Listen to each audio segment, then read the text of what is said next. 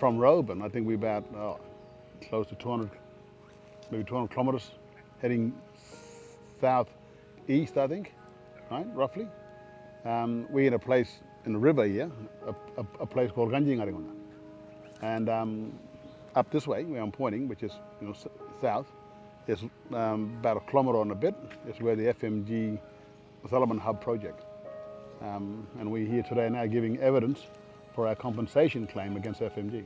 Up that way, where we was yesterday, and we were performing some ceremony, for the judge, so we can establish how the Yindjibarndi are connected to the country. It's one thing saying that this is where we come from, and our old people been here, living for thousands and thousands of years. But the other part of this unfortunate process about proving cultural connection, you have to kind of sometimes dive deeper into our cultural connections, and one of them is obviously our Bundut. So when we performed yesterday for the judge, is to give him an understanding that we are connected through the songlines too, and the songlines are very important. But the songlines, again, is the creation of the Ngura, which again symbolizes that this is how Yindjibarndi are connected, not only to our songline in the first language, but also to our neighboring groups as well.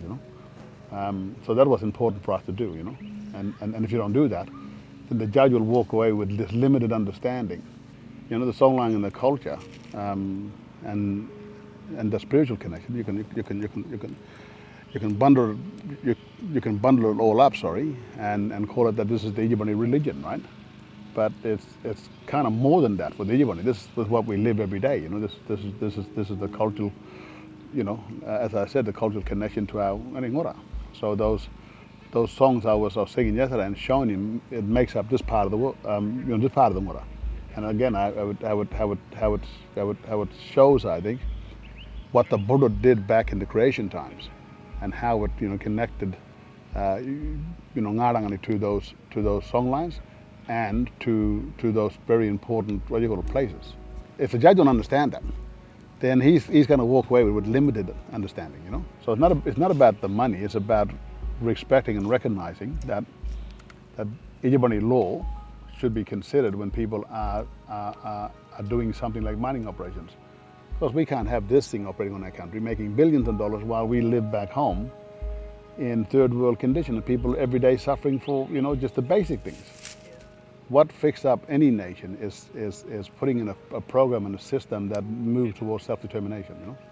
There's a pathway of growing people into those opportunities and jobs and also being a contributor to the nation-building model, right? So that's how we change things. And you put in good system as well, where we help, with fixing up our housing, education, health, elders, all of that stuff, right? But under the Mining Act, under Section 125A, is that when the state issued the miner the mining lease, the miner then is responsible for any liabilities.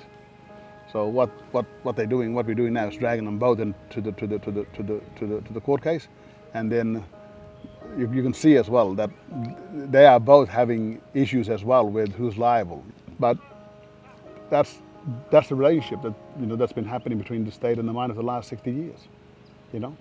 It's been this bipartisan relationship, which I also see it borderlines a real conflict issue. They never once considered, the First Nations place in this whole land, grab and land disturbance and land mining and all that sort of stuff, right?